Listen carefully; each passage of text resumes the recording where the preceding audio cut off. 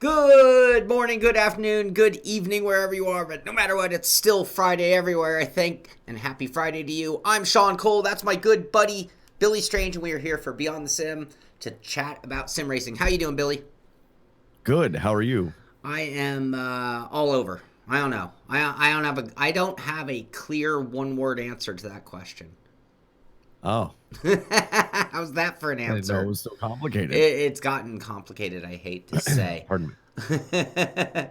How about you? You're good? Yeah, before we get going, don't forget we are on SoundCloud, Apple Podcasts, and Stitcher, probably other ones that it goes out to as well. So, hello to our audio listeners as well. I raised my cup to them, but they can't see that. They can't see that, but you can talk about it. But cheers to So you yeah, all. just wanted to get that out of the way, do the whole thing. If you haven't subscribed, please subscribe, like or dislike the show, whatever you want to do. Whatever. Make a comment. Get involved. Get involved. Get in on the chat because, again, we are here to chat about sim racing. That's the whole point. Love seeing what you guys think and on things that we're talking about. So, what have you been up to this week, Billy? Oh, well, now you're going to make me remember stuff. Let's see. So, That's why I asked you first. so you had time to think about it. Perfect. So Friday or Saturday? I think I put it out on Saturday. I did a review on the R Factor 2 Strong pack. So that's the Aston Martin GTE and the McLaren Senna. Right. And the Jaguar, right? The GTR. Yeah, what did we call it last time? The Jagston. The Jagston. So yeah, I did a review on that.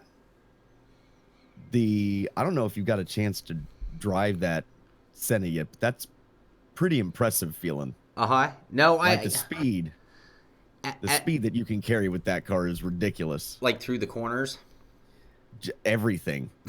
Like you know how we have, because we're using the type of field of view that we use, you kind of lose what would be the quote unquote sensation of speed. Yes. You just don't typically get that. This makes you feel like you're going fast. It's impressive in that regard. Awesome. It has a little bit of mid-corner understeer that probably has to do with the aero, so a setup change is probably required for that. But all in all, it's a good car. The GTE I do not like. The back end never feels like it's in the track. I still don't agree with the idea that I should have to mess around with the car setup, right, to get it to react properly. And there's certain things I find that when I feel them in testing a car, that I don't feel like setup's going to cure. The nose is really into the track. The back end's kind of on top of it. It's just not a great feeling car. And that one does not suffer from understeer, I'm assuming. It suffers from all kinds of weird stuff, in my opinion. Like the initial turn in, bites really hard, back end starts to step out, and then you get that front end starts to wash, and then the back end car at low speed, it'll spin the rear tires, which is fine. I'll understand that part, but I tested at Zandvoort, and when you I'm going to call it the S's, and then it goes up and over the hill, and then that kind of sweeping, kind of difficult right-hander. Yeah. Well, those cars, you can kind of flick and turn in early and get back in the throttle. Well, about halfway through the corner, you're doing about 105, 110. All of a sudden, it starts to light the rear tires up. That's kind of weird. Okay. So again, I understand that setup can help it, but I disagree. And that goes back to, we talked about this before, but when you're a developer, why aren't you giving a really good, solid baseline to your DLC purchasable cars? Because somebody gets in, starts driving the car, and is like, this thing sucks. I'm never going to buy another car because they feel like garbage. Right.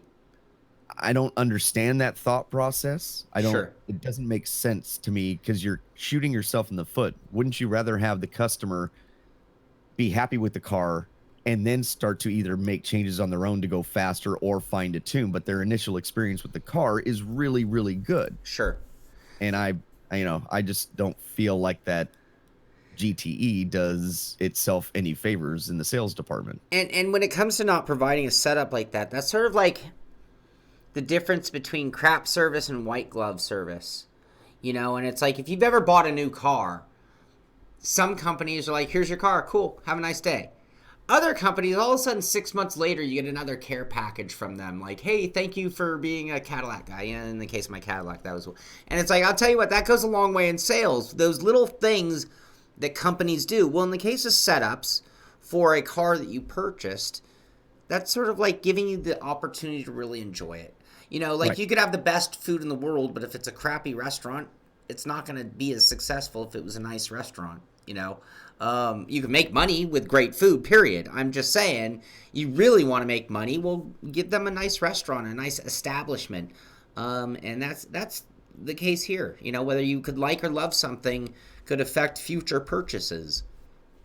Well, and I don't know how you feel about this, but I did get a couple of comments like, well, how can you possibly understand the capabilities of the car and only driving a few laps? I never said I drove a few laps with the car. Like, that wasn't like, this is my first test drive with the car. Like, I turned a bunch of laps before I turned the camera on.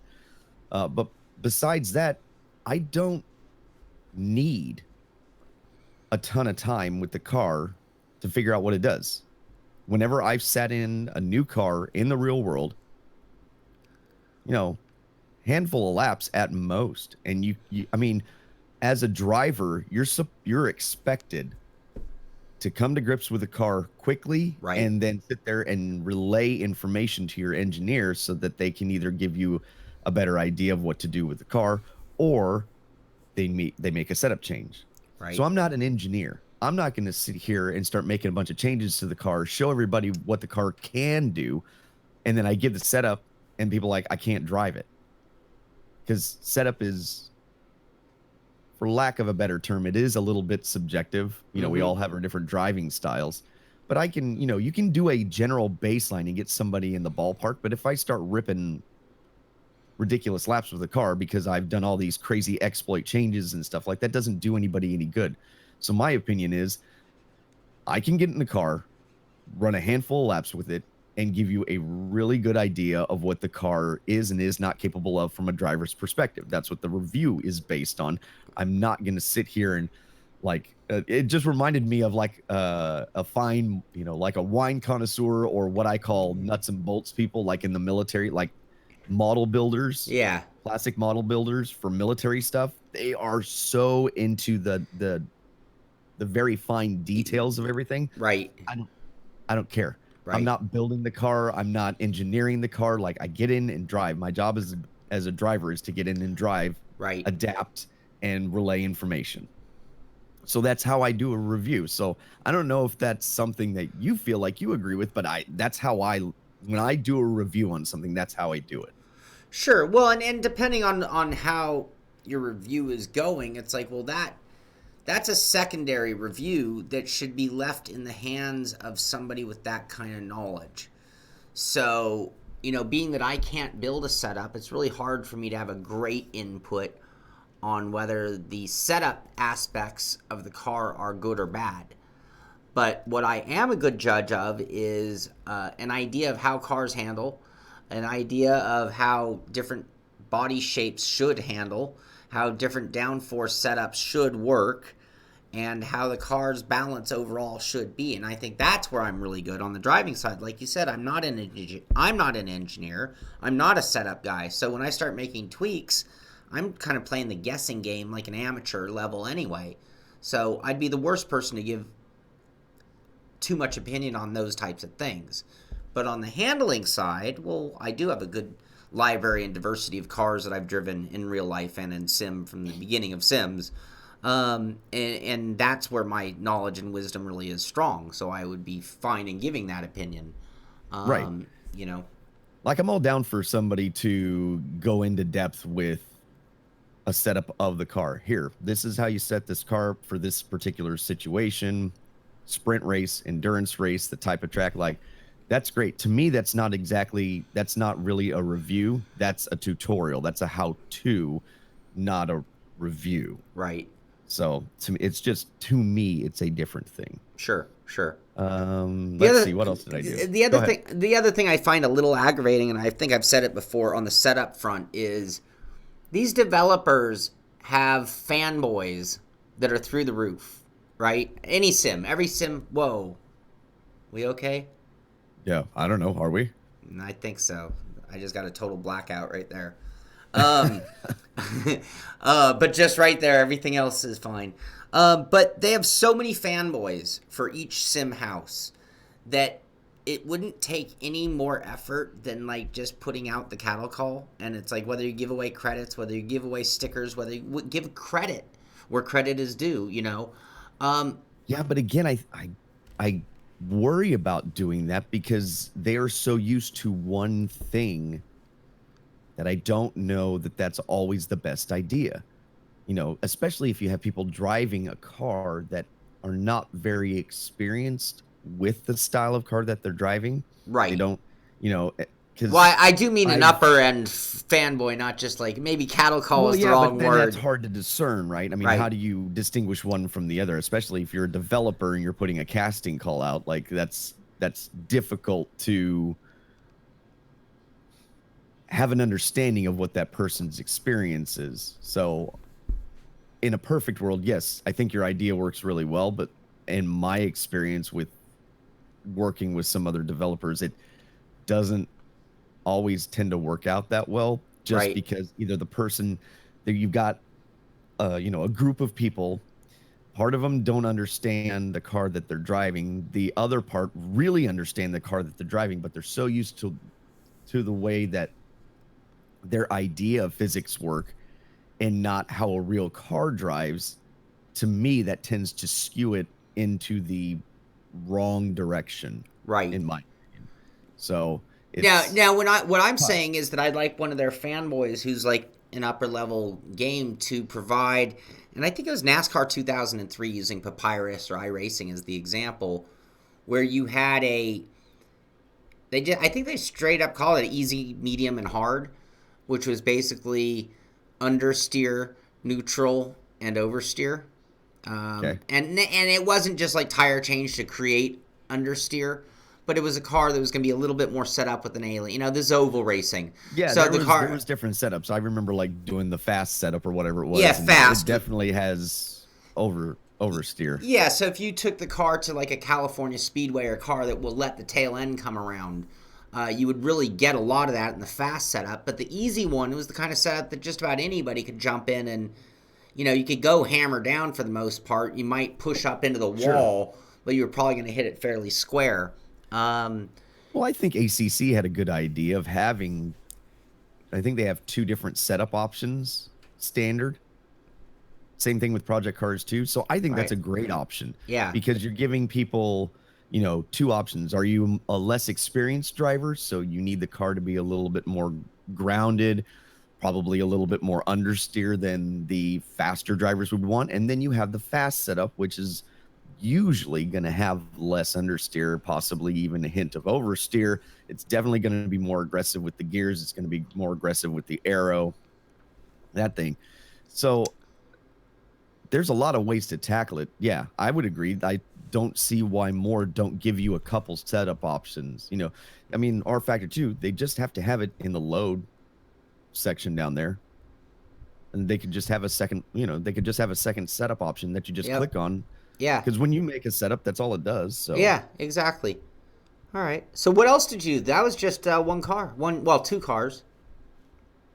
um I did some pardon me, I did some AI work for people in Assetto Corsa, and then like out of the blue Monday, I had a bunch of stuff going on Monday, so I got home and I just fired up Race Room for the heck of it and just was what's intrigued me is that 5 point the tire model for ACC, how they're, the curbs and everything. Right. So now I'm paying much more attention to how you can attack the curbs in other sims. So I noticed in R Factor 2, I can use the curbs pretty well. Right. Like, maybe this isn't so special what they're doing. Then I went to Race Room, same thing. Like, you can hit the curbs pretty good in Race Room. I'm like, maybe this isn't such a revolutionary thing what they're doing here. Because I don't know. I never really, pardon me, I never really paid attention. I always just kind of stayed away from the curbs because curbs usually are death for a lot of simulators, especially older ones. Right. So I kind of I use a curb, but I kind of always stay away from them. So then I'm like actively hitting the curbs now just to see. And I'm like, I these are much easier to do than what I remember. Now visually, are they flat or are they big bump curbs? I mean, I that's use the same track. I use okay. the same track in all of them to compare. So like Okay. Zolder is a good comparison because they have that chicane that if you before in ACC when you hit that, boy, the car just unloaded and went all over the place. There's a couple other curbs on that track that do the same. So I've like gone through Zolder. There's a couple other tracks that are good barometers, but yeah, it's not as it's just not as drastic of a difference as I thought that would be. I thought that like doing ACC would be, it's amazing because you can really attack the curbing. Right. And I went to these other sims just expecting not to be able to do that, and I could do it pretty easily. Like, okay, that's interesting. And then I kind of went on into Race Room has such great vintage or classic content in their library. I just like enjoy running the older cars like the Right. GTO and the Group 5s and stuff like that. They're so good. They're so much fun to run.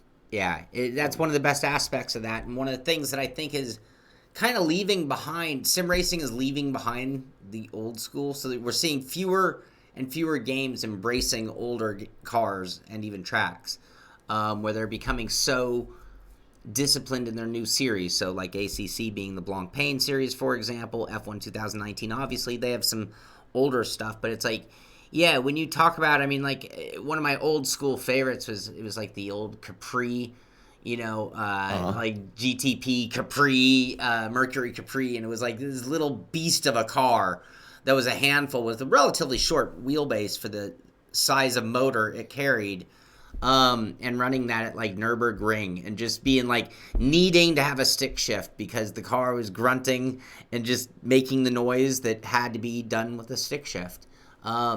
Whereas the newer cars, well, they don't even use stick shifts anymore. So it doesn't even, Right. the sound doesn't make you think automatically that you should be shifting. Hmm. Anyway, I agree. I love that aspect of the games that still honor the old traditional games. And the other thing you mentioned there that makes me kind of think is, I wonder if old school sim racers are sometimes restricted in their performance based on rules they learned 5, 10, 15, 20 years ago in sim racing.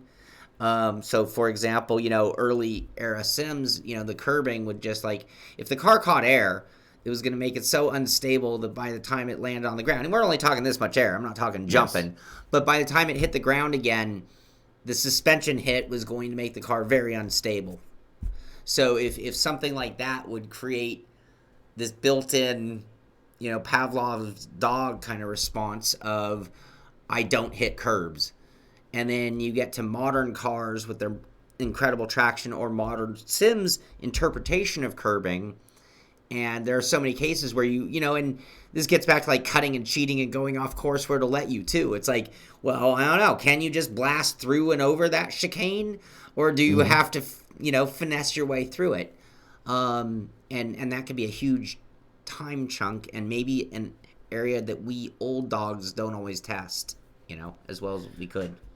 Well, and I think we've seen that before. Well, and I have that same issue coming from the real world and then jumping into Sims. It took me a long time to retrain my brain, and I still have a habit of not pushing the limit because my brain tells me in the real world you'd never be able to do this.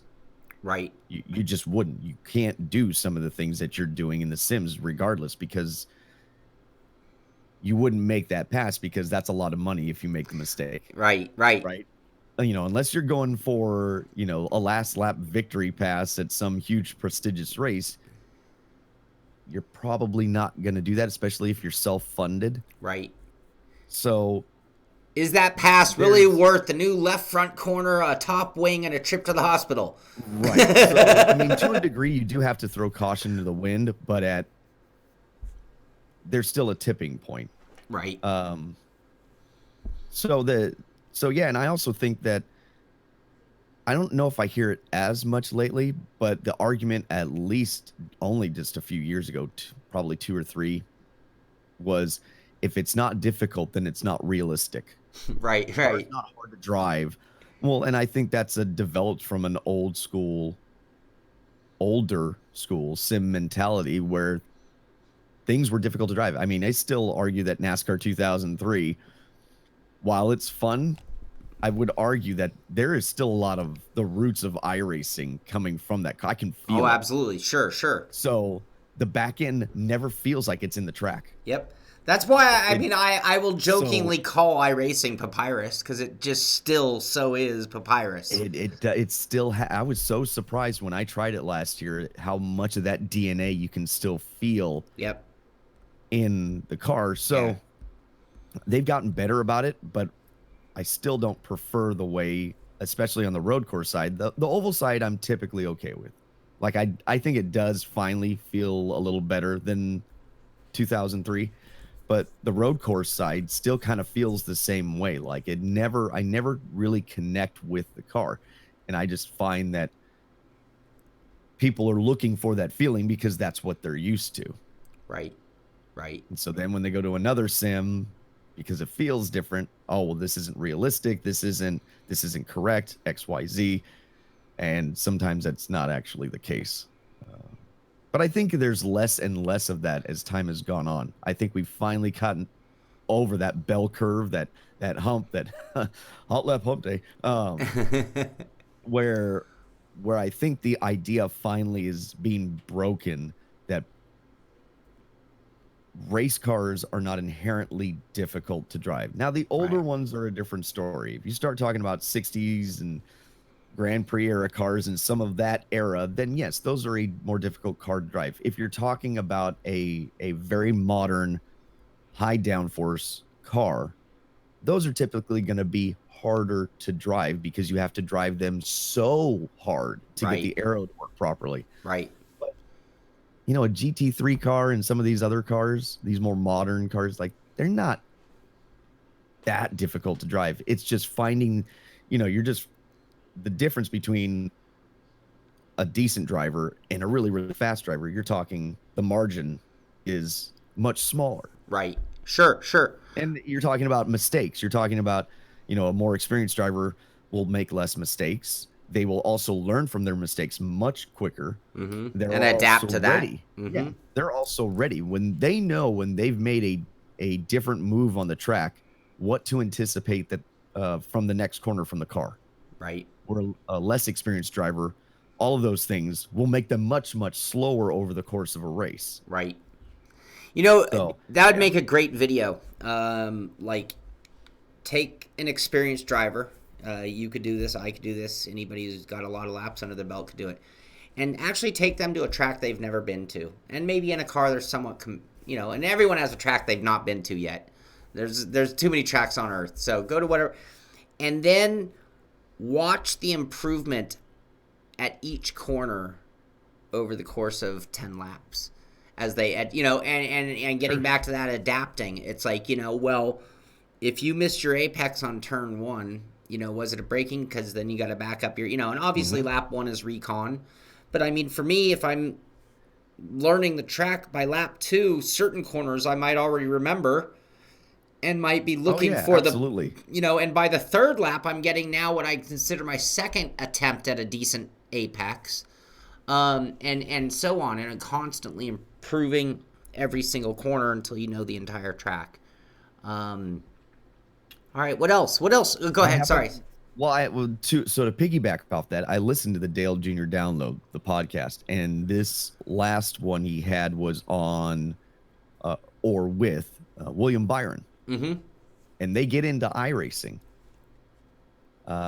And William Byron is actually, for a long time, tried to actually shed that iRacing moniker from himself. He Uh-huh. talks about it in the interview. He says, I was racing before I was iRacing. Right. I am not I am not a product of iRacing. But he says that a lot of people put that on him because they didn't realize how much he raced before he started racing iRacing. Right. So, when William Byron got to NASCAR, they billed him as the first sim racer to make it. And he's like, I wasn't a sim racer. Right. Says, We I we picked up sim racing, but I did not do exclusively sim racing and then started to race real right. cars. And he said, so what I found interesting is there are things that you can learn from sim racing and like iRacing. He's like, and they're the basics. So to learn a track, to understand visually the representation of what's going on. Right. And I found like another interview of him. I think it was, I don't know if it was an audio, but at least it was transcribed. And he talks about how, there are things you learn, but there's a lot that doesn't apply to the real world. He says there is some, understanding the track, seeing the layout. He says, generically speaking, some braking points, some shifting points, acceleration. He said, but it's more of a visual thing than anything. Right. And what's funny is he started saying that. That's what I did when I went to run my first road race. I watched laps on YouTube of the track because there's no game that has it. So I watched laps on YouTube for half a day. And then I turned the sound on, closed my eyes, and then tried to remember what gear that Right. they were going to go into in that corner and what corner they were making and this kind of stuff. So you can get that stuff. So it was an interesting interview. I didn't know that he wasn't a sim racer first. Right. From everything I had heard, I as far as I knew, he was a sim racer first. He's like, that's not true. I've embraced the sim racing part of it more now because I feel like, yes, I am that guy. He says, so I want to encourage people to sim race. He said, but there is a distinction. Sure. And we've seen this across the board as a media hype trick to the gaming world. And it's fair, by the way. I don't think it's unfair to from the sim racing or gaming perspective, I don't think it's unfair to act as though that is a big part of what got him where, that sim racer turned real life racer. And whether it's a direct or parallel or no correlation to the actual truth of how it played out, it's sort of irrelevant as far as the story of our heroes, right? Igor Fraga, they're acting like this is the first time he's ever been put in a car before. It's like the guy has an extensive racing career. Right, same with Rudy. And so Rudy, you have these, I found it interesting. Do we have somebody that is truly actually have somebody that's truly a sim racer that's not at the local level, not even at a regional level? Did Lucas Ordonez have a racing career before Grand Tour? That's, you know what? That's correct. And he is the most successful. Because Brian was a big autocross, like an autocross right? champion, I believe. Yeah. But I don't know about Lucas. Lucas may be the example then. John Hill knows Lucas. John Hill, did Lucas Ordonez have racing experience prior to Gran Turismo Academy? Real life racing experience. That is the question.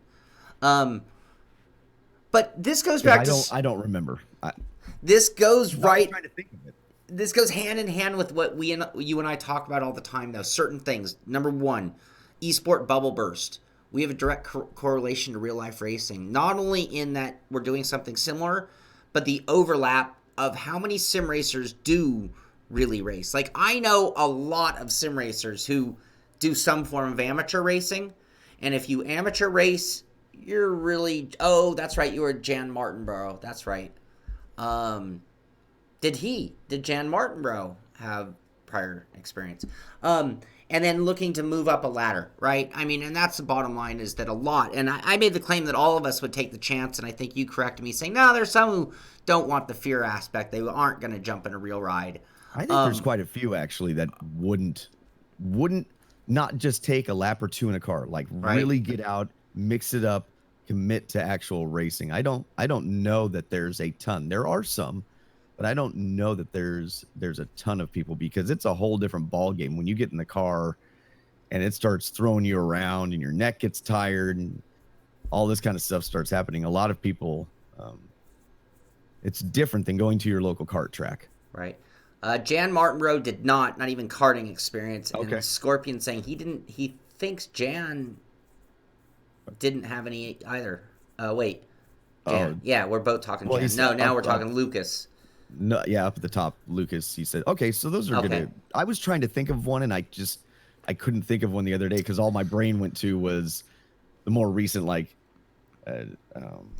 you just said their names and now I can't think of them. Rudy and right. It's so yeah, okay. But again, I think it's going to be very common if you look at sim racing champions to act as though they won't have some form of a real life resume as well. A good portion of them will. It won't be a shock. This story will happen over and over and over again because from the gaming perspective, that is the angle. That's what makes it a cool story. I'm not going to call it clickbait because it's better than clickbait, but it's like a clickbaity. Oh, this is the heading that's going to draw the gaming crowd to the story, right? And that makes perfect sense, and it's totally reasonable, by the way. Okay, he says Lucas, not Jan, had prior experience. Okay. And what I meant by karting was like the rental karts. I didn't mean like actually getting like a full-blown race kart. Like the rental karts are they can be fun and you can have a lot of competition with them. It's just, to me, it is a different level. Totally. And that kind of goes almost to what William Byron was saying also. It's like you can take a bunch of NASCAR guys and put them at a K1 speed, K1 or indoor MB2 here in Southern California. Oh, drivers are the worst because they treat them as toys and they just smash into everything. And some of the things they learned all their life of real life racing applies when they start getting to some good battles. And some of it is totally different because it's completely different. It's what we say about sim racing. It's like it is different. I just did what will be my true best version of sim to real life. So I have driven the Chodas at Button Willow. And I have driven the Chodas at Laguna. And now I'm going to go drive the Chodas. Well, I actually stopped racing the sim. So I have a copy of the car. I have Laguna. I've been told by two of the drivers of the car that it's a really good model. Like everything the car does is what it does in real life. Nice. But after 30 laps, I'm like, okay, this will do me no more good. Like I had maxed out on how much I could drive for fun, but as far as need, like what can I learn from the sim that I can actually transfer over to Laguna when I get there? I felt a point where I'm like, well, you know what?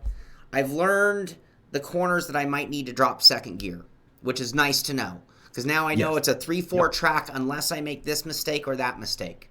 Yep. I have an idea of what it might do at turn 6 and turn 9. I'm at the top of the hill. Yeah, I'm more afraid of 6 and 9 than I am the corkscrew, by the way. Oh, no. The one going up the hill, what turn is that? 6, I think. 6? Yeah. They consider that 6. I always get the numbers screwed up anyways.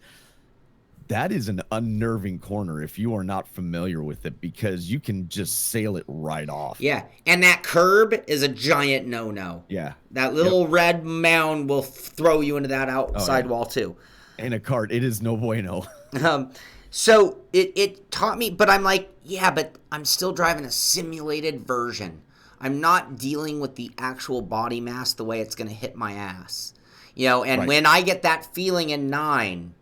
when I get that pucker factor of 9, what will my reaction be, which cannot be done in the sim and will drastically affect how I drive the car, because that is when fear, sense of survival will take over. If the car does some crazy stuff, I might back it down. Versus in a sim, it's charge. What is the boundary? You still might try to risk it and just make it through the corner. I guess that's what I was trying to get at is I'm pretty stupid when it comes to driving in the real world. Like I will really push the car, whatever I'm driving, really, really hard to find out where I'm at.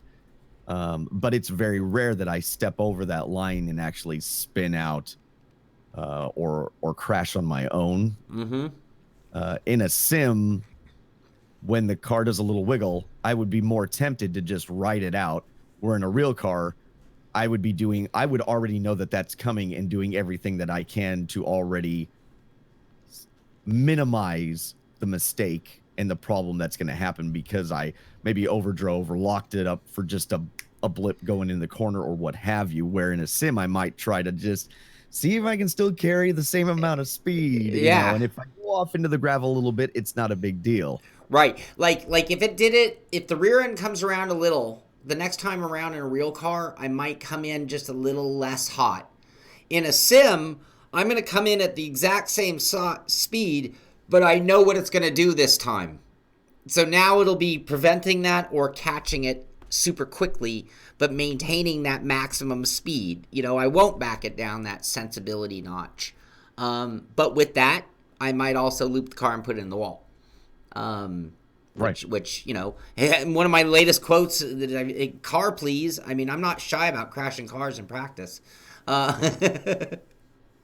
So, all right, what else did you drive? That's two.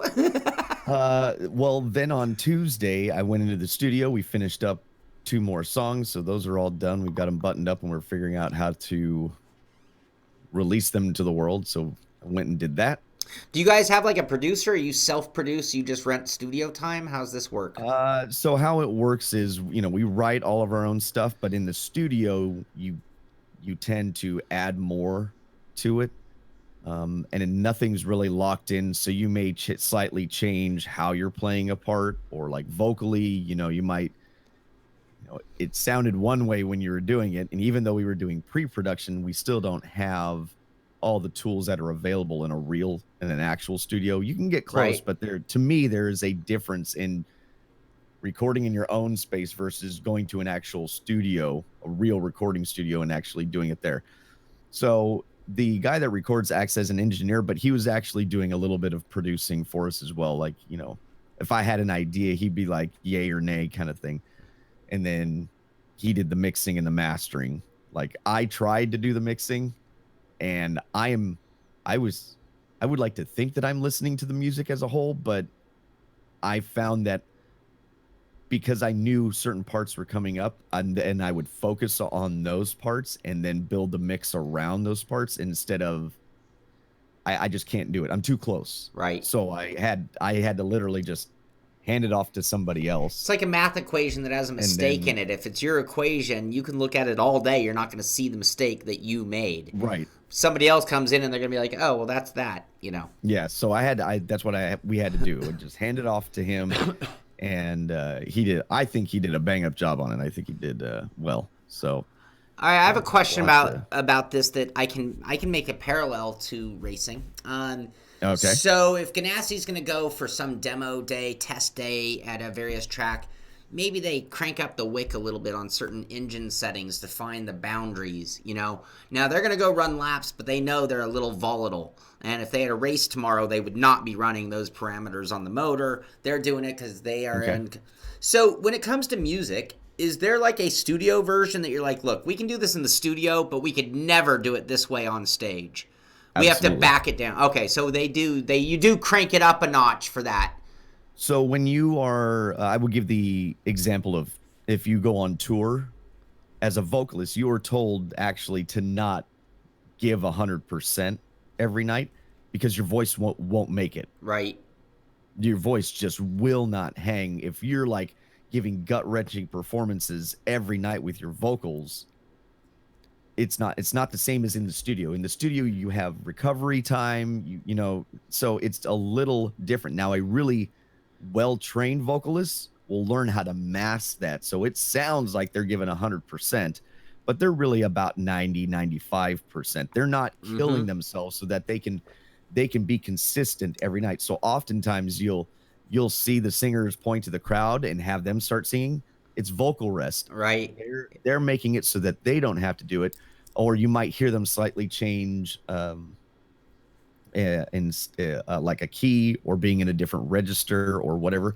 It's all to preserve what they're doing. If you're a guitar player,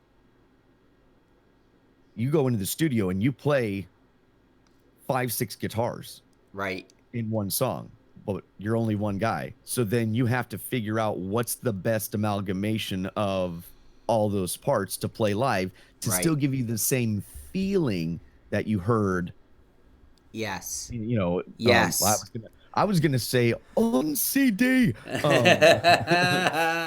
But yeah, there is a difference. There is a different, like we actually have a couple of our songs have a different version for live to kind of get the crowd a little more pumped up, Yeah.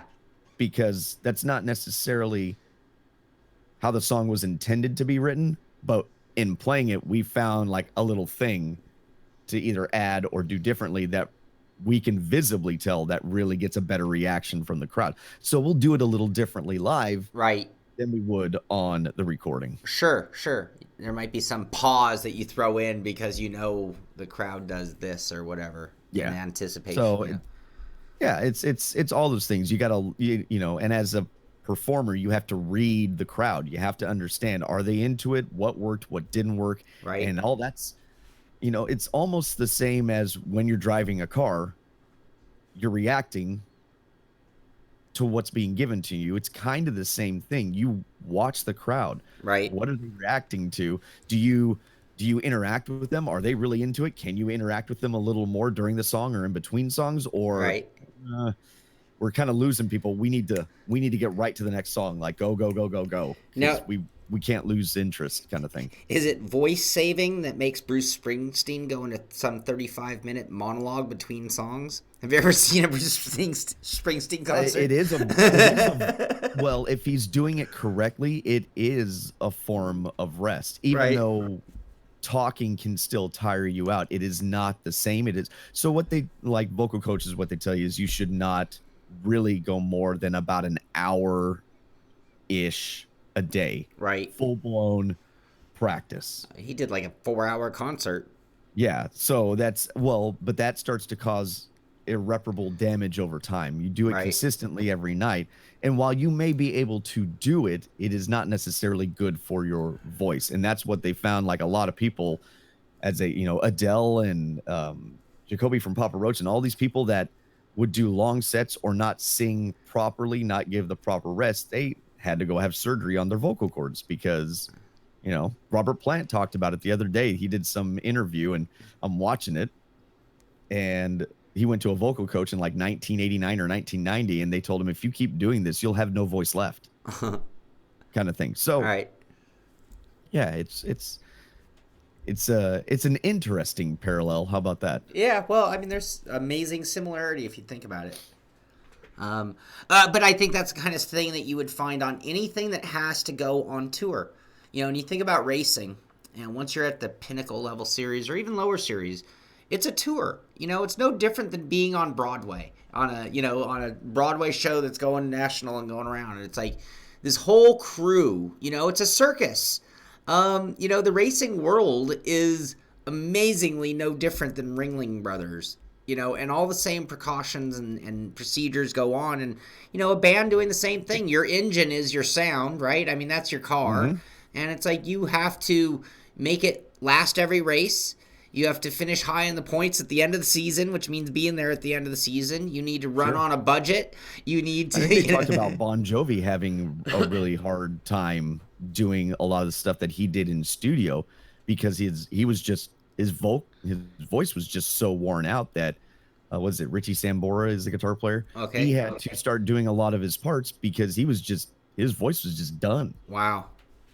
So yeah, it's an interesting parallel. I like I don't know, I always likened the sound of a really nice distorted guitar to a V8 engine. That's literally why I started liking the guitars, because it reminded me of a V8. Like there's this sound you can get from a guitar that's just raw and brutal that reminds me of a V8. You can make car sounds with your guitar. It's like, oh, this is the best. The whole Van Halen thing. Grant Merle, I don't know why you mentioned 1986 Mazda 626. My mom literally, I think, no, she had an 86 929. I'm sorry. Sorry, never mind. We had an earlier 626. I say it because my mom had a 86 929, which came with a big 3-liter V6. At the time, that was a big motor, and Mazda put it in this giant 4-door car. And my mom somehow, someway found a stick shift version of a 4-door luxury car, and that was Whoa, the that's version. bizarre. Yeah, it was really bizarre. My mom's always had stick shifts until now, and then we had a little 626 coupe, which was a stick, which was an awesome car. That was like the first car other than the Honda Prelude that had automatic everything included. Electric sunroof. This is a peep for you, our younger audience. Cars didn't always come with electric everything and air conditioning, by the way. Just so you know. What? Yeah, no, they didn't even come with seatbelts. The other day, so my daughter is she's 12, and we told her about rotary phones. Right. Somebody mentioned it in the chat, which, by the way, thanks everybody for hanging out in the chat. And she's like, a what? I was like, damn. It's gotten to that point. Like, we're so far removed now. Like, you start at the number and you go around and then you let go and you start it. And she's like, I don't understand what you're saying at all. I'm all. That's like it could become a drinking game for old people when you see something on TV that doesn't exist at all in society today. What's that? Drink. Rotary phone. She doesn't drink. She doesn't remember a time when video games came with instruction manuals. Wow. It's sad that's video games. My son does. Right. My son. But my daughter does not remember a time when video games came with instruction manuals. Nothing comes with them now. Like, yeah. Well, so for example, everything that she was getting when she was little had like just a little sleeve, just like a little, right. Like not a real instruction manual, like pages and pages kind of thing. Yeah. No, it had like a sleeve, like to make sure that your game is playing, push the power button and press A to jump and kind of thing. Where, back in the day, I mean, you got backstory and all kinds of stuff in instruction manuals. So, yeah, that was a bit. That was a bit brutal to take. I was like, just get me my cane now. Put me out of my misery. Right? Oh, jeez. So then the last thing is I did some more GTR2 stuff. So I'm actually editing another video. It'll be out later today or tomorrow. I'm still having I am having a lot of fun.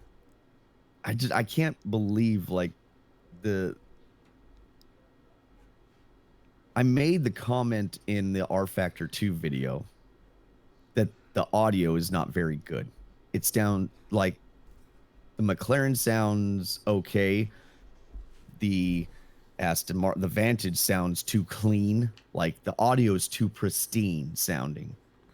And I listened to some of this GTR2 audio stuff, and, like, it sounds raw. It sounds like your brain would think it should sound. And It's funny because this is an old game. Now, they're not all that good, but some of them really have a nice audio sound to them. And it's so funny because you would think that the game is so limited, but there's so many things to like. And I had somebody comment about, you might even be in the chat. I don't remember. But that it was more of a question that they tried Race 07 and it just felt dated to them. Okay. And I was like, well, that's understandable. We get used to a certain level of graphics, fidelity in the force feedback, all these things that in a modern sim, you're not really going to get with something from that era. Look at the computer it was built for. Right. So, but for me, I can overlook that stuff if the gameplay itself is still fun. Like, I still have a good time with it. It makes sense. Right. Oh, Dan, that's right. That's what I say about Live for Speed. Live for Speed. By the way. It's like you fire it up, the graphics will look dated. The game will seem dated. But when you drive it, there's something about this force feedback fidelity and the driving experience that immediately overpowers those dated effects. Yeah, so it's totally understandable how people don't like going backwards, because some people it's just not interesting to them. There's no reason to go back. But I am, and I didn't have any nostalgia with GTR2, but like if I go back and play the original Gran Turismo, I know that the game looks like garbage. And I know that now that game's not very realistic in the terms of like the physics that it's using. But for the time, it was good. And so I still kind of keep that in mind. Okay, yeah, things are out of scale. The graphics, the early days of polygonals, it's not the best looking thing in the world, and the physics model is very simplistic. You can kind of feel, but it's good enough, and I still enjoy playing it. Like, it's still fun. So it's interesting to see that divergence in people that really enjoy like the GTR2 stuff that I'm doing right now, which I didn't think people would. Like, I kind of figured, Right. oh, it's this older thing, but actually people seem to be enjoying it a lot. So I just keep going. I'm almost done with all the challenges. I've gotten gold in everything so far, except there's like 2 rain challenges I got to go back and do. Yeah. And that's it. Red Dead, people still play Grand Prix Legends. I think you have to run a thing that slows it down or slows your computer. There's like a patch or something that you've got to use to get it to work. I tried to get it to work once and didn't. And then I tried last year on my old PC and I got it to work, but it only takes like 1 or 2 inputs. I think it only takes 1 USB. Right. And I wasn't in the mood. I wasn't in the mood to like start changing things around. So I was just like, well, it's on there. And now that's on my old PC. My new PC doesn't have it loaded. And when we were talking about Papyrus iRacing, and their game list goes way back beyond Grand Prix Legends even. But Grand Prix Legends, I think, is the one where the Papyrus physics were truly defined. And I believe that was 1998 for Grand Prix Legends, 97 maybe, if I'm not mistaken. And it is to this day, even the GPL cars, the way they 4-wheel drift through corners, that I still feel in every single car in iRacing. Like, wow, it is a sister, a cousin to the Grand Prix Legends game of 98. Yes, yeah, 2003 was the last Papyrus title. From there, they briefly became First Racing, and then they became iRacing. That is the story there. So is that it? I'm all out. You're so selfish. An hour into the show and it's all about Billy. All about me. Me. We are going to keep today's show short today, by the way, just so you know. That didn't work. I'm trying to get out of town as my whole thing. So, okay. So what did I do this week? Friday night we did the truck race again. We've had a good crowd, good enough to continue having fun on Friday nights. We have not had a big enough crowd for me to turn it into a series, but it's been fun enough that, okay, the show must go on. Let's race trucks on Friday night. So we're going to race the trucks again tonight. This time we're going to go to Daytona Rallycross. Nice. So that should at least mix things up a little bit. I'm debating, and since I was going to mention this at the end of the show, not the beginning, but last Friday I ran the trucks, had a really good time. Then all weekend I was gone working on the Chotus, like literally Saturday and Sunday, all day, dusted on. I went to Base 51 Saturday night, though. Base 51 is the super high-end sim center built by CXC Simulations, and they have 10 CXC simulators on giant triple screens or VR, and a shishi bar with like craft beer and fine food. And we went there with the whole Chotus team and friends. So we had like 5 of us. Dave's not going to be at the race, but 5 of the Chotus drivers there. They all sim race fairly often. So we actually kind of took over the place for a couple sessions, did some sim racing, and that was super fun. Nice. The place is really expensive, so it's like I can't like tell everyone, oh, you should just go down to a sim center, and it's like, well, it's really, but. And anybody who remembers arcade days, I don't know if you ever did like Daytona USA with a group of friends. Oh, yeah. Did you ever do it with your friend, not just like some No, we would. So my family would go take over. So we would. So it was Oh, me, your my family. brother, my dad, and my mom, and we would go jump on the virtual racing or Daytona Right. USA because Yes. there was one point up in Nevada, there was a place called Boomtown, and they had an 8-player. Right. Oh. Oh, it was so cool. So yeah, we would before my parents would go gambling, and then we would stay in the arcade because obviously we weren't of age to gamble. Um, they would hang out with us for about a good hour, hour and a half playing arcade games with us. And man, we would like go play one arcade game, and then we would run back to like Daytona USA or virtual racing, whichever one they had. Yeah. And the four of us would like wait, and then four of us would jump in and beat and bang on each other and push each other off the track. It's so much fun. We And had such a good time. and it's like we as a group of friends, right? You, me, and the patron. We've run racing where we're all on the same auto chat. Not even like button acted. Just open chat, and it's so much more fun than even when you're in a room of people you don't know with push to button, because we're all BSing, giving each other a hard time, talking Yeah, you're smack. not worried about, yeah. And you can give an instant apology if something was egregious. And so when you do Daytona USA, and this again goes back to near childhood, not quite childhood, but almost adolescence, and doing that with friends where you're yelling and screaming and talking smack, it just is so much. So going on the super high end and being in that same environment of Daytona USA and that elbow to elbow, F you, I'm going to win mentality. It is. It's Um, I can so yeah, only imagine. it was super duper fun. Did a few races there, and then worked on the Chodas. And then let's see, when I got back, what did I did? I raced something on Monday, but I can't remember what.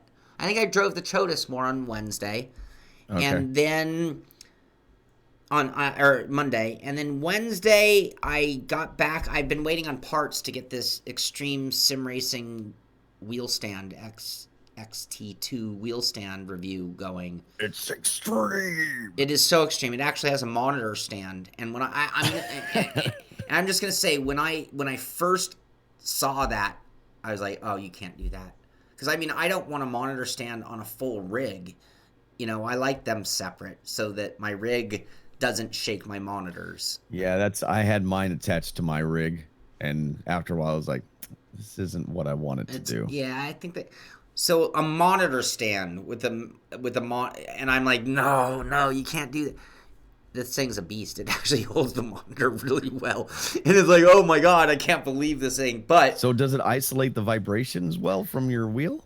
I'm only on a TGT, so I haven't put it through like a direct drive or something. But a TGT is But still a TGT will do it, because my TSPC racer would shake it would hold my ultra wide, but when I would be in like a Seto or something and get some really good vibration out of it, the monitor would sit there and move, and I'd be like, I can't do this. Yeah, this thing's really stable. I've seen a hint of movement at various times, but it's been amazingly rock solid.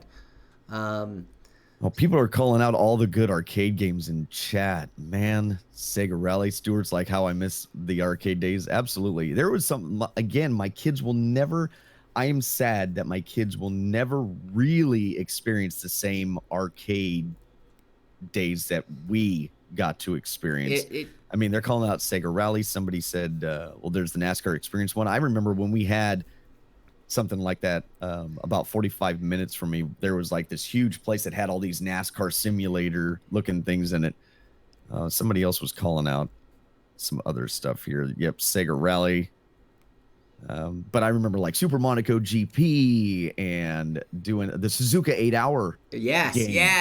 Oh, that was so cool. And I do not know what it's called, and I think I've talked about it before, but there was this quad racing game. It was just single player, but we would all take turns on it, and it was so much fun. Like you were racing on this kind of like, maybe like out in the desert, or maybe just out in like a field, but it was a track. And it had like jumps and you were playing. It was really cool. So I remiss, and I miss going to the arcades. We had a place that was near us called the Mine Shaft, and so when you walked in, the regular level was all arcade, like just as far as you could see, pinball, and stand up and sit down machines, hard driving. Remember that, Yeah. Oh yeah. Um, so all those, and then you went, and it was like this as a kid, it was like this cool secret area. There was like this little spot off to the right, and you went in and asked to play mini golf, and you went down underneath, and it was like a mine shaft Right. underneath the Oh place wow. that you started in and played mini golf, and then you went through like I think 8 or 9 holes underneath the facility, and then you shot out behind the facility and finished outside with the regular mini golf with the, like the windmill and stuff like That that. is But it was, so as a kid, it awesome. was so cool, and my kids will never, Mm-mm. as old as I sound, but my kids will also never get to experience something like that. Just like there's stuff that happened with my dad that I'll never get to Sure, experience. sure.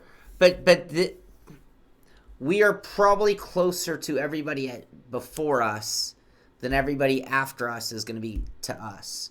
And the reason I say that is because I think of the arcade, and if you go back in time, if anybody's even remotely close to our ages, sorry, I didn't mean to lump you into my age, Billy.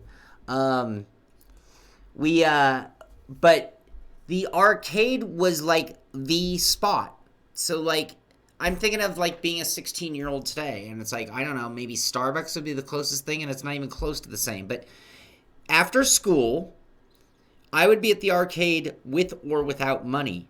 Like if I didn't have money, which would happen, I couldn't play games, but I would still be at the arcade because that's where everybody was. It was Mhm. the hangout, and this is I don't even know if 16-year-olds are allowed to roam like we were. I don't think that's allowed. That's one of the reasons I wasn't, arcade. even when I was a kid, it was not a good idea. We were not, you know, that was not a thing to do. And I agree with Mike. Like Mike made the comment about, I take this era of racing games. Right. I mean, I love this era of racing games, but there's still something about the older stuff too that I really appreciate. And it's more about the environment and thinking about the time period that it was in. So like I feel like I missed out on like when my dad raced in the 60s and the 70s Right. because there was a different vibe at that time. I feel like I did. I feel like I missed out on the 60s and the 70s of that racing period. My dad talks about, when they had the midgets racing at just football stadiums. Right. They were just running on the actual football stadium track. And at I can't imagine what that was like. Yeah. You didn't have all the entertainment options you did. So you had and there was usually like a death almost every race, and you had those guys made a decent amount of money, and so then the progression, like the 60s and the 70s, you see these leaps in aero and technology, and I can't imagine what it was like to witness those things. And my Right. dad was right in the middle of it. My dad was literally right in the middle of the transition of going from non-wing sprint cars to wing sprint cars when they started using the wings in the car and they started understanding how aero was affecting the car. And I feel like we kind of got the same thing with video games and Sure. like technology. We got that same leap, this huge jump Sure. to like what Mike's saying, to this point where it's so cool now. And I got to witness the progression. I got to witness the infancy part of it to where it is now. And that Right. to me is the best part. Yes, my kids get the end result of the best part. But to me, the fascination lies within the journey as we got to here.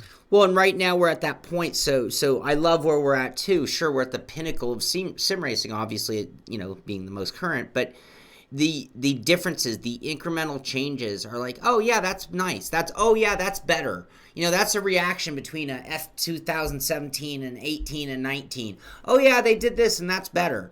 When pole position came out, it changed my life. When hard driving, that was the one with the Ferrari, right? Hard driving was the one where the lady sat next to you in like a Ferrari 388, I think it was. Isn't that the one? Was that hard driving? Is that the one Maybe? where the lady sat with you and the car would flip? No, no, no, no. That was Outrun. Outrun. When Outrun came out, it changed my life. Like I Hard driving was need a Lamborghini, wasn't it? Or maybe it was a Ferrari. no, it was an open top, so it had to be a Ferrari. No, hard driving wasn't an open top. I don't think so. Wasn't that a yellow kind of? I remember in a red Ferrari. That's Outrun. That's Outrun. Outrun was a red Ferrari. When Outrun came out, I needed to have to go to my mom and negotiate a raise in my allowance to be able to play the game because it changed everything.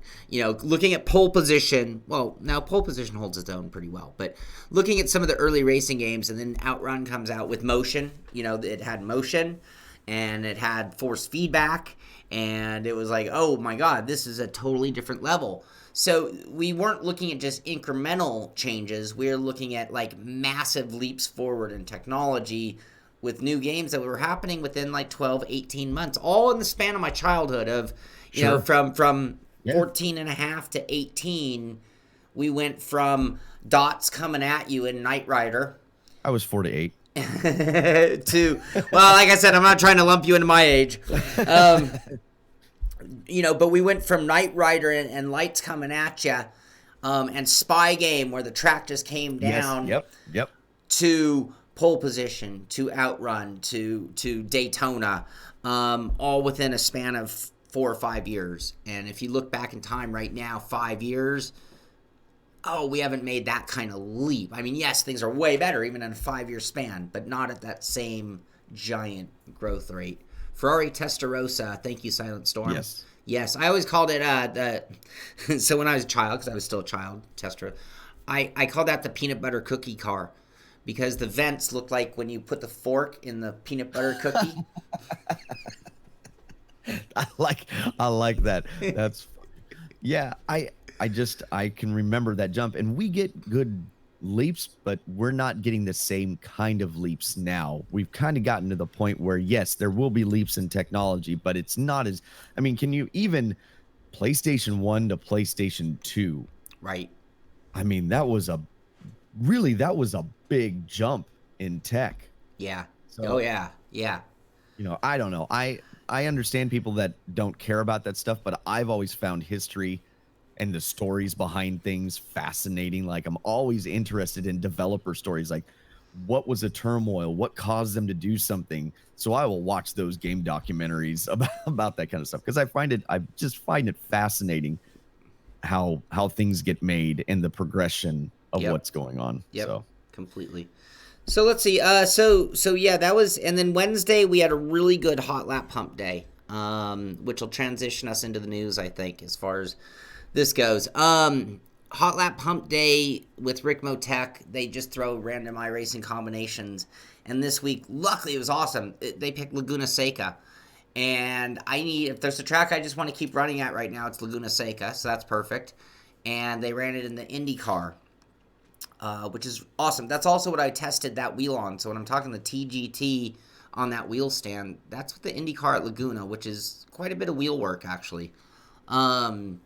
Anyway, I want to congratulate Andres Slissons on winning the event, and I actually had a pretty good run. So, but it was a lot of fun. 4 hours of hot lapping, and the one thing I'm just going to point out on this, and then I'm going to move on to the news. Actually, I'm going to switch so we can see Andres Slissons, the winner of the hot lap pump day from Rick Motec. So, there are things we could argue whether it's cheating or not. And then there are things that are just truly like, know your tools. Mm-hmm. So I ran for 3 hours.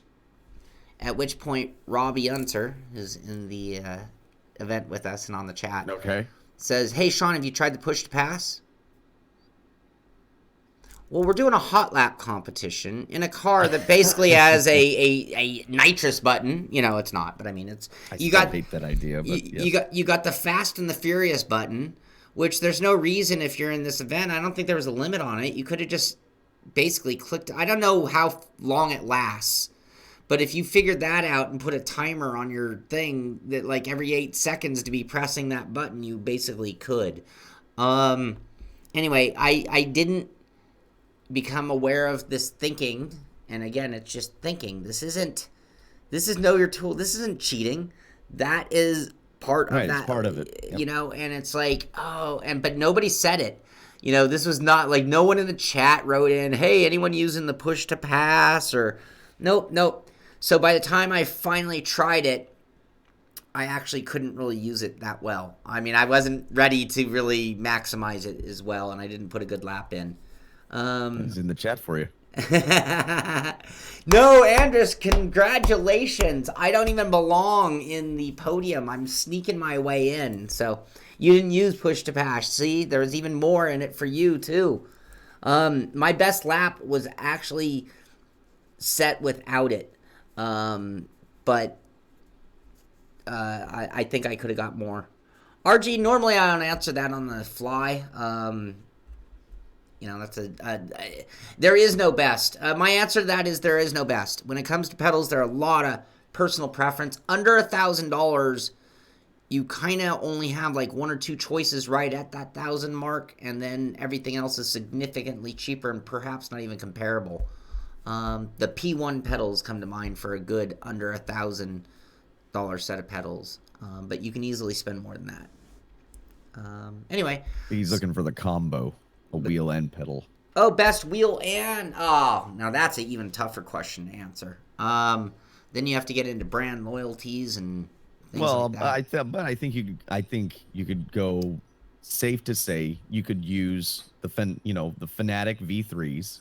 Yeah, good pedal, and then you could find one of the like a Club Sport or a CSL Elite even, or one of the Thrustmaster equivalents of that, and you have, I mean, I run a TSPC racer with V3i inverteds, which is an incredible setup. Yeah, and the other that's under $1,000. Yeah, easily under the grand, and with an inexpensive wheel rim, I think you could even get a Club Sport base with it. So yeah, full setup.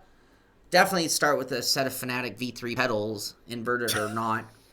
Mike, Phil VR is the best deal under $1,000, right, guy? Oh no! I'm not saying it isn't. I'm just saying it's unproven hardware. We have to leave it at that. We're not there yet.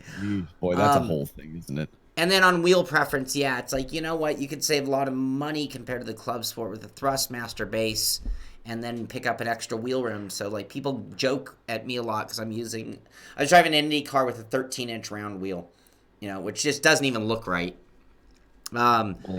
So it's got to be tough because that's a slower reaction. Yeah, but for a fast reacting car. I might need that though because I'm such an erratic driver that it might actually help slow you down. Slow me down, So anyway, now we're on to the news, I guess. So Anders, congratulations, well done. You set an amazing lap in that final too. So I was quite impressed with what you did on the spot. Beyond that, let's see. I'll open it. You finish this one. So Jeff Favagno, I say that right? Favignano. He, I don't have my disclaimer, but I got it right in the end. He did an interview. This is really his second trip down the information lane with NASCAR Heat. He did like an over-the-air interview, and then he actually went to 704 Studios. Okay. So this time he was in the studio. He was talking with Shaun, which I believe is the lead at the studio, or one of them. And it's a pretty good interview. Again, he kind of confirms some of the stuff that was talked about before. Shaun also talks about some of the challenges in having like a yearly title that they were iterating on, and the things that they kind of have to give up and then wait, and then things that take more than a year. He's talking. His point is basically they really only have about 8 to 9 months every year to develop because of the way NASCAR works. So like with this new aero package, they had to wait. The sponsors, they have to wait till February. Right. Yeah. So they're not even close to settling that. Our development time for a lot of this stuff has shortened up, but because of the NASCAR license that they hold, in order to keep it, they have to have a yearly game out. Right. So a lot of it was confirmation about what had been talked about before, but he does kind of go off into some other areas, things that are on the horizon that they still want to do. And one of them, and now I can't think of it, one of them wasn't confirmed in the last interview Jeff did, and it's confirmed this time, which is kind of cool. The thing that I found most interesting, and by the way, if you're interested in NASCAR Heat 4, please go watch Jeff's video. It's really well done. Jeff talked about the difference between the new physics and the old physics. So he plays, he runs iRacing. And he's played the old Papyrus games. He's played even the NASCAR, like the EA stuff. Like he's played it for a long time. And so what he found was like last year when Heat came out, he played it for a little bit and then put it down and went back to racing like the iRacing stuff.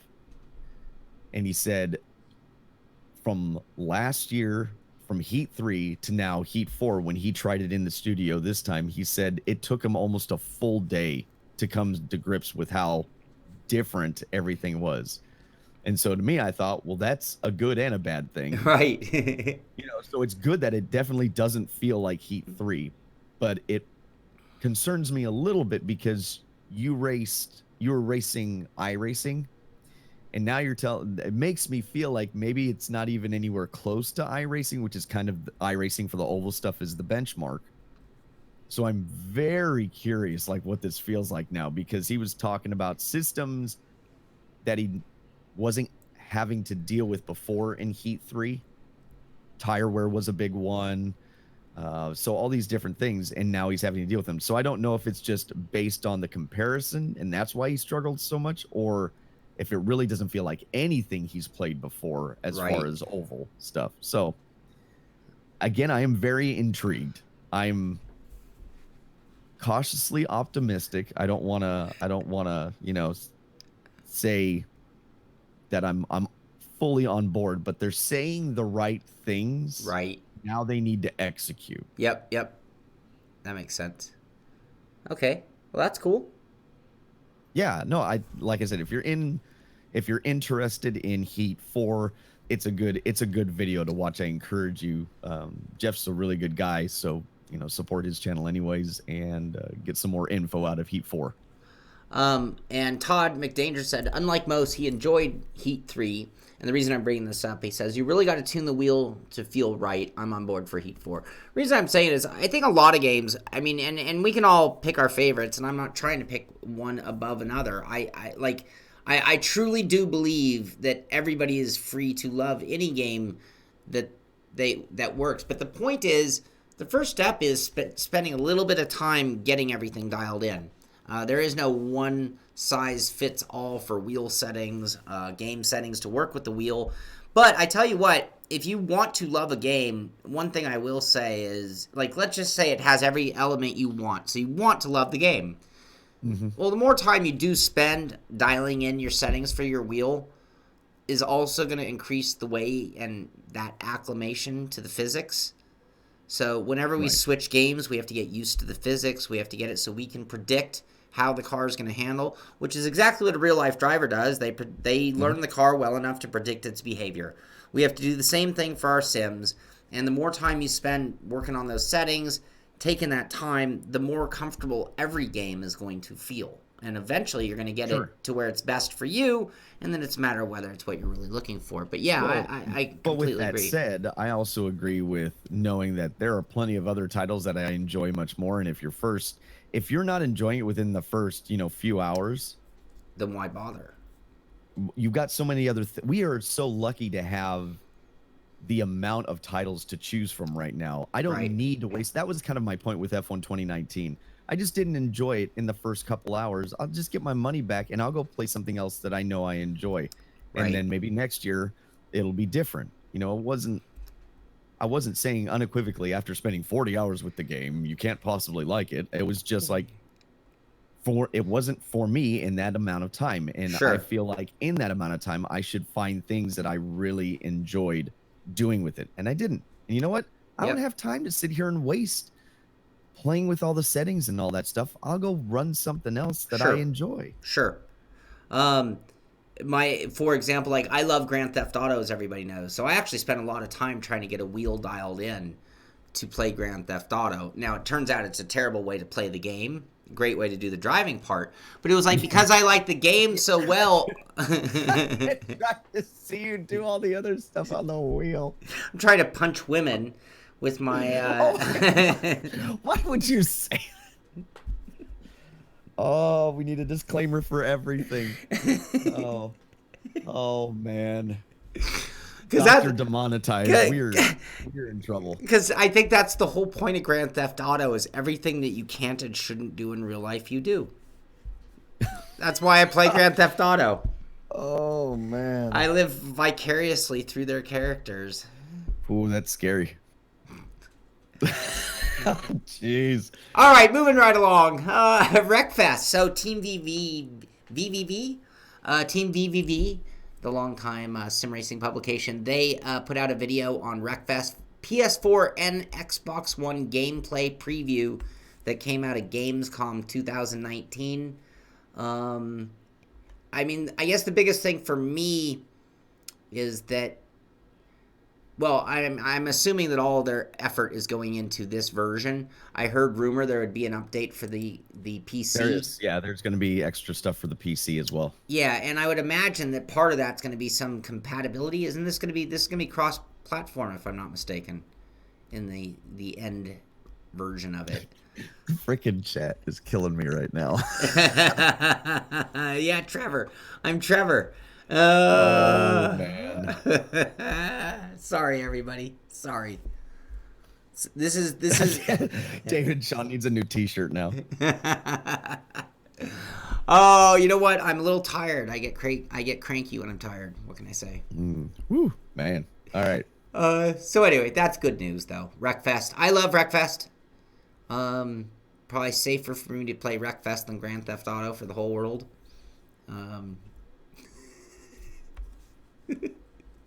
So there you go. All right then. All right, the next one. This is all you. This is you. This is your baby. So we all remember the Toka touring car games. If you were around when the PlayStation was out, and Toka was kind of one of those seminal games, along with like the original Gran Turismo. That kind of time period, they were really good for what they at that time. Like they were a lot of fun. And so Dan Kamish is in the BTCC, and he's, kind of wants this to come back. He feels like the BTCC is in its best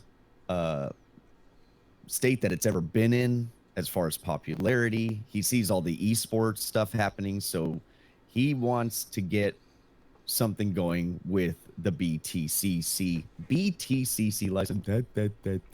And if I read this correctly, he rings up Codemasters and says, hey, what do we got to do to get this through? And they, of course, then they go into, well, it costs so much. And they basically told him it's not, they're open to it, but it's probably not going to happen. So then the BTCC chief, Alan, kind of weighs in on it and says, he just had to talk to me, and I would have told him that it's really not possible, because there is a thought that maybe part of the series, could get part of the cars in the game. He said, but they're not, as far as he's concerned, they're not interested in doing that. It's an all or none package. Right. And apparently this guy was around in the Toka days when Codemasters did the original Toka touring car game, and number 2, I think, is what he said. So he's very familiar with the process, and he says it didn't take as much time, it didn't take as much money back then to do something like this. It takes way more now with the expectations that people have. He said pretty much it's not going to happen. So all of us that were hoping for, including myself, I would love to have a dedicated BTCC game. That's not going to happen. Womp womp. Too bad. And not a Toka. Not a Toka? Not a Toka. All right, Bill Clinton. All right, couple more. That's a little disappointing. A couple more stories. Actually, you know what? I'm not going to pick. This is the 17th. This isn't the latest one. I don't have it. We congratulated Mitchie on making the top 20 the other day. This weekend is the world's fastest gamer competition, and you're going to see some huge names. I'm not going to say them because I've been getting clowned all week for the way I say them. But just know that you're going to see some of the biggest names, like, we'll say them. Wisniewski, Capit, Beneke, Burlock, Yakula, Brzezinski, Loner, Alsapti, huge, Schoenvlet, and Mitchie Hoyer. I can say that one pretty well. Anyway, this weekend will be the World's Fastest Gamer R Factor 2 competition. And I don't know if you guys remember when they did this last time. It was the R Factor 1 where you had like the aliens of aliens because it was the most legitimate sim entry into the competition. And they did that overlay video where all of the top cars were like, you couldn't even separate them. Like it was just a mashup of McLarens. And I'm looking at the leader times right now. It's the exact same thing. You're talking about like any one of the 20, I think it's 20 eligible. Any one of the 20 could win the race. I mean, like the differentiation is too slight for it to be like, oh, here's the guy who's going to win. Mateus on the bubble. Am I reading that right? This is a dated image. Oh, it's a dated one? Okay. Yeah. I just realized that Never it's mind. actually posted the 17th, so Oh. I know there are What have you updates. done to me? What's that? I said, what have you done to me? I know, I ruined You're everything. yelling. You're getting a little staticky there for some reason. Again? Yeah. I just rebooted. Oh, it's still staticky. Right now? Yeah, right now. So yeah, World's Fast Gamer going on this weekend. Top 20 will be racing for a slice of $10,000 and a place in the World's Fastest Gamer Grand Finale. So there you go. It must be. Oh, It must be Discord. yeah, it's still okay. It must be Discord. Oh, I guess Discord's saying, "Hey, don't you guys have a lot to do today? Maybe you should try to wrap it up." So, and they give Billy the robot voice for us to do that. Yep, crackling. Dalek alert, Darth Vader. Can I get a Luke? I am your father. If the reset didn't do it, then it's Discord. Okay. Yeah. All right. So that's it for that one. The World's Fast Gamer. And what else? What else today? You just got the Gran Turismo. Yep. Everybody knows times that it's going to start. If I were in New York, I would go watch this in person for sure. I think it's going to be a lot of fun. It is a big event. It'll probably be one of the biggest crowds, I would think, in the esport world for this Gran Turismo event in New York.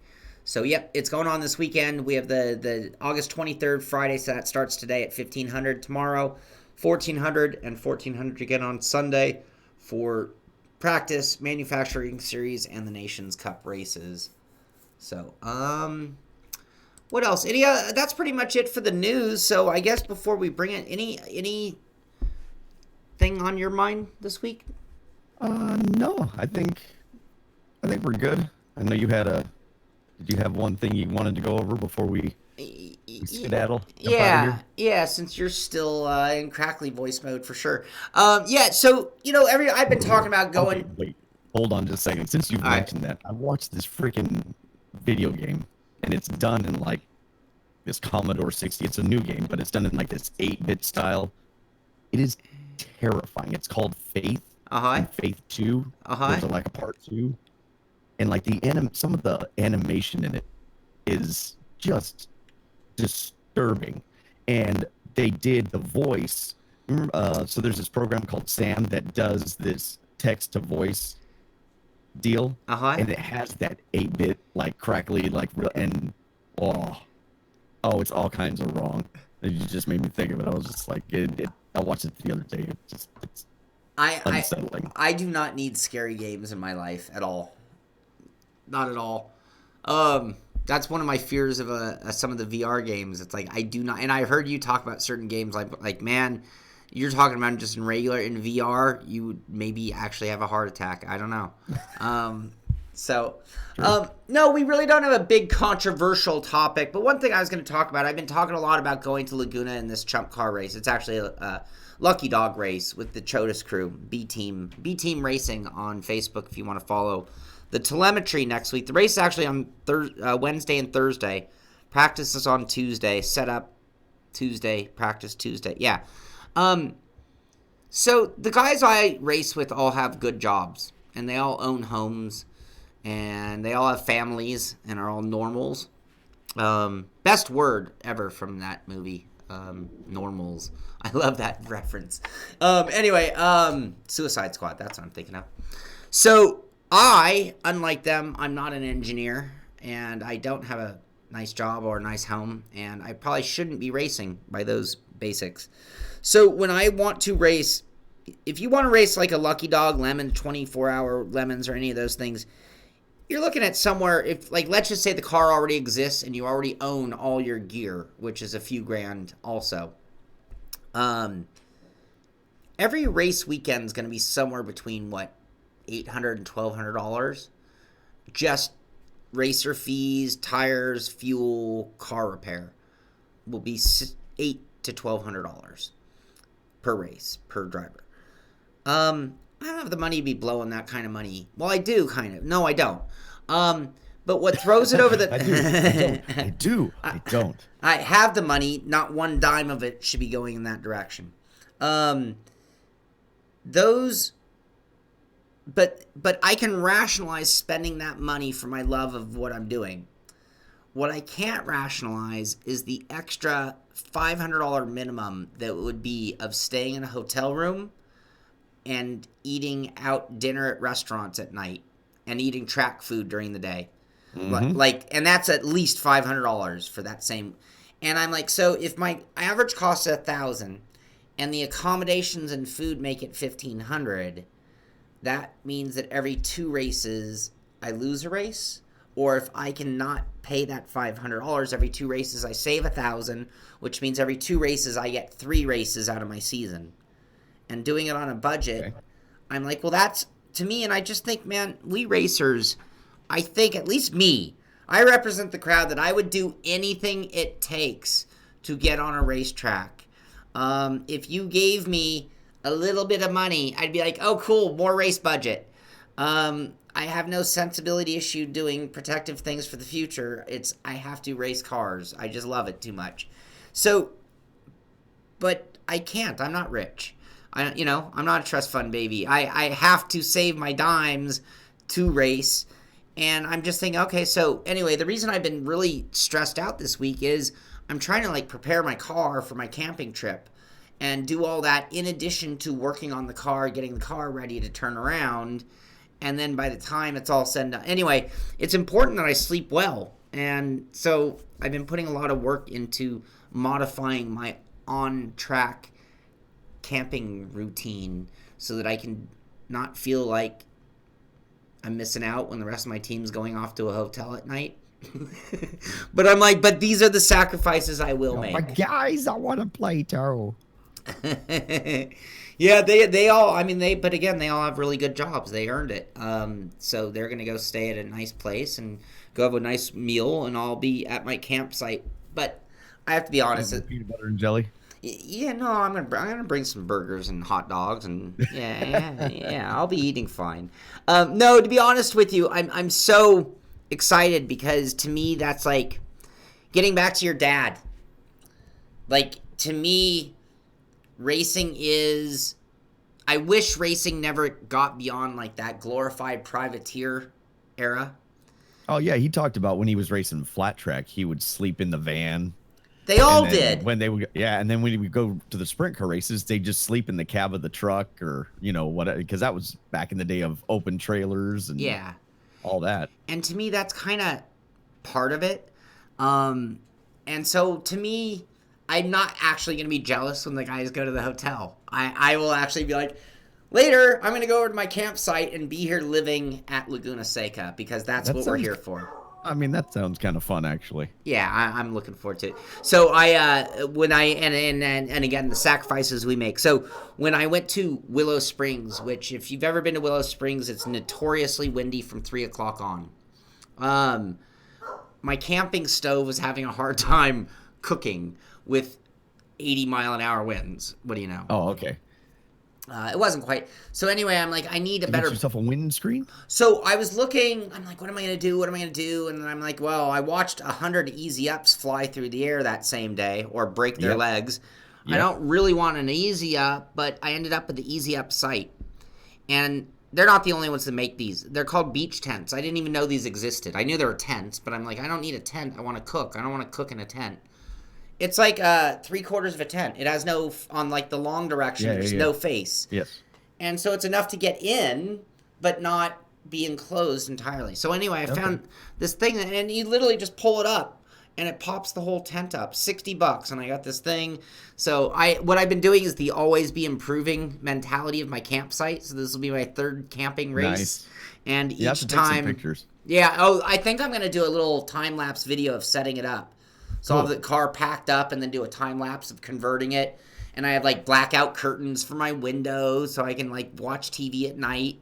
I'll download a bunch of movies onto my tablet and just sit there laying in my car, chilling out and hydrating and watching movies. So very much looking forward to it. Backpacking middle to end of next month for about 3 or 4 days out in the mountains.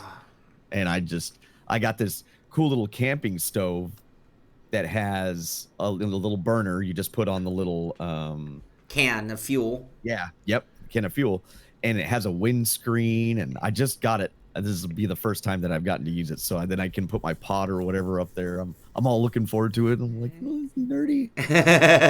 I am jealous of that because one of the things I've been dying, I haven't done, if you live in Los Angeles, you might forget that there's this thing beyond our planet called stars, like with all these stars and planets and things. Like if I go outside at night, and I'm not even bullshitting, there are right now Jupiter and Saturn are visible. Jupiter, Saturn, and then maybe if you're lucky you'll count another 12 stars. So that makes a total of 14, wow. Not including the moon. Moon would make 15 objects in the sky if you live in Los Angeles.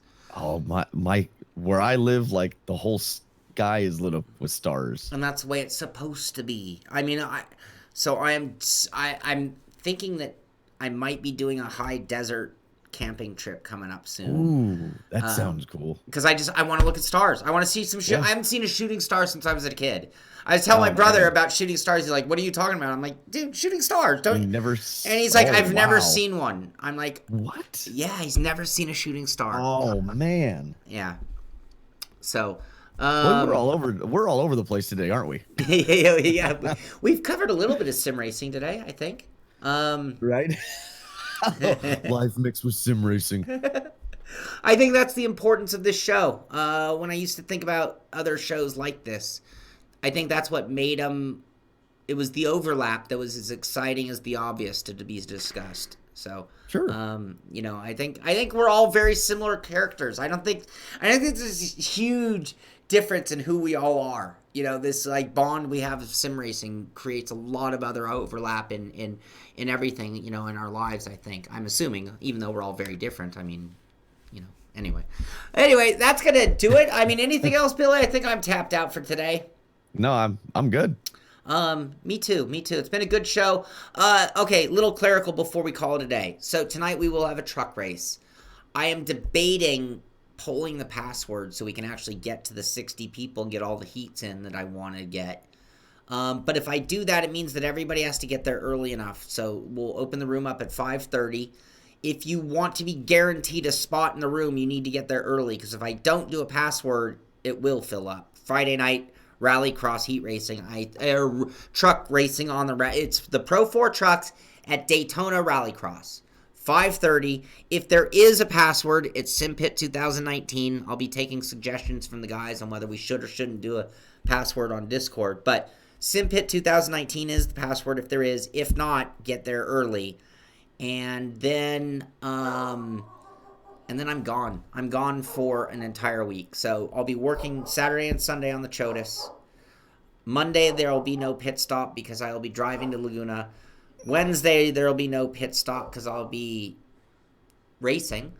I'll try to do some updates, but the cell coverage at Laguna for California, that's about as bad as it gets. And then I technically might get back Thursday in the middle of the night, but I don't foresee having the energy to do. I'm not sure if we're coming home Thursday or Friday.